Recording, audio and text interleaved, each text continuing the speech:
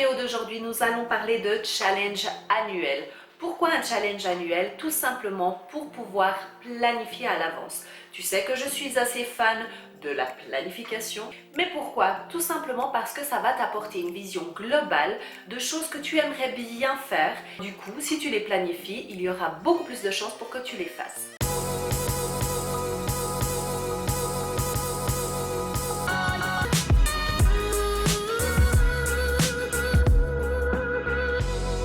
Hello toi et bienvenue sur ma chaîne Une Nana in London. J'espère que tu vas bien et que ton année a bien commencé. Si tu n'as pas vu encore ma première vidéo de l'année où je te donne 20 conseils pour bien commencer 2020, eh bien va la regarder, je la mets en barre d'infos. Et alors, est-ce que tu es nouveau ici sur cette chaîne ou nouvelle? Eh bien si c'est le cas, abonne-toi ici en bas pour apporter ton soutien à ma chaîne. Je fais des vidéos de rangement, d'organisation ainsi que de gestion du temps. Donc, la question d'aujourd'hui serait de savoir quel est le challenge que tu aimerais voir sur cette chaîne, qu'est-ce qui te plairait, ou alors le challenge que toi-même tu as déjà fait et que tu as adoré. Mets-le ici en commentaire pour partager et comme ça, peut-être ça donnera aussi des idées pour une prochaine vidéo. Cette vidéo se découpera en 3 parties. Je vais d'abord t'expliquer mon challenge, celui que j'ai créé moi-même pour moi et que je partagerai avec toi. Je vais t'expliquer aussi comment toi-même créer et te donner quelques idées ton propre challenge annuel. Et à la fin de la vidéo, j'aurai une petite surprise. Donc ne t'en vas pas au milieu de vidéo, sinon ça ne sert à rien, tu ne sauras pas la surprise. Donc mon challenge, j'ai décidé cette année de vraiment planifier à l'avance et de me dire, ok, qu'est-ce que tu aimerais en fait améliorer chaque mois? Et voilà ce que s'en est sorti. Tadam! Alors, c'est un petit tableau que je me suis créé et que, parce que je suis sympa, je te l'ai mis ici en barre d'infos en bas pour que tu puisses toi-même l'imprimer chez toi si tu veux l'avoir sur ton téléphone ou bien l'imprimer. Petite précision par rapport à mon challenge, je ne vais pas rentrer en détail sur qu'est-ce que je vais faire. Donc, j'ai donné un thème, on va dire, pour mon mois, mais je ne vais pas maintenant tout de suite te dire le détail et tu le sauras pourquoi à la fin de la vidéo justement. Revenons sur notre petit tableau. C'est magique, je sais. Eh bien, sur le mois de janvier, j'ai décidé de me faire un focus sur tout ce qui est finance. Parce que en début d'année, eh bien, pas plus de sous. Voilà. Papa Noël est passé, Papa Noël a pris ton porte-monnaie avec et il a oublié de te le rendre. Donc janvier, on va essayer de limiter les dépenses. Le mois de février, ça veut dire socialise. Donc en gros, ça veut dire être together, un petit peu communiquer avec les gens, ça fait du bien. Le mois de mars, je vais me concentrer sur mon bien-être, donc ça sera me, myself and I et point. En avril, je me retrousse les manches et j'organise. Et puisqu'en mai, les oiseaux commencent à chanter, les fleurs commencent à sortir, eh bien nous allons nous aussi sortir à l'extérieur. Au mois de juin, eh bien nous allons préparer notre été. Et le mois de juillet, bien sûr, ce sont les vacances, donc nous allons parler vacances. Au mois d'août, c'est la rentrée des classes, ou presque. Qui dirait presque, eh bien dit préparation de la rentrée des classes. Et même si tu n'as pas d'enfant, c'est pas grave, ne t'inquiète pas, ne décroche pas de cette vidéo car ça te concerne aussi. En septembre, avant le gros rush de la fin de l'année, je t'assure, c'est pas mal de faire une bonne planification. En octobre, j'ai décidé, cette année, j'anticipe. Voilà, au mois de novembre, on va de nouveau se pencher sur nos finances. Tu sens qu'il y a Papa Noël qui va arriver ou bien? En décembre, ce sera concernant aujourd'hui et demain, donc tout ce qui aura à voir avec ce que j'ai vécu jusqu'au mois de décembre et qu'est-ce que j'aimerais vivre pour l'année suivante.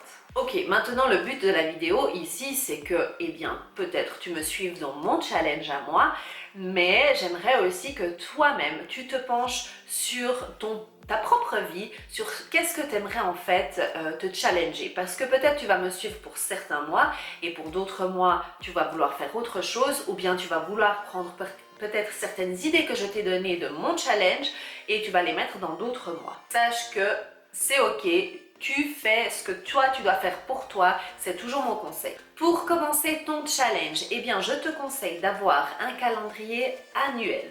Donc que ce soit sur papier ou sur ordinateur, ou même si tu veux le créer toi-même sur Trello. Donc c'est un programme qui te permet de créer des tableaux, et à l'intérieur de ces tableaux tu peux faire des colonnes. Donc tu peux imaginer que tu fais, moi je l'ai fait comme ça, janvier, février, mars, etc. Et à l'intérieur de ces colonnes, tu vas pouvoir écrire qu'est-ce que tu aimerais faire. Donc une fois que tu as ce calendrier annuel devant toi, tu vas y noter tous les événements importants que tu connais déjà. Des événements importants, c'est par exemple des fêtes de fin d'année. Voilà, on sait que c'est en fin d'année, on sait quand ça arrive, c'est chaque année pareil, donc note-les dans cet agenda pour avoir tout simplement une vision globale de ce qui va se passer. Ensuite, je te conseille peut-être, à toi de voir, de réunir toute ta famille et de vous asseoir ensemble pour vraiment y noter tous ces événements. Parce que si tu es toute seule ou tout seul, eh bien c'est peut-être plus rapide, mais si tu as plusieurs membres de ta famille, tu as peut-être envie aussi de les inclure à l'intérieur pour être sûr de ne rien avoir oublié et parce que c'est vachement plus fun de le faire en famille. Et de là, à ce moment-là, tu as un petit peu une meilleure vision de ce qui va se passer durant ton année et tu peux donc anticiper.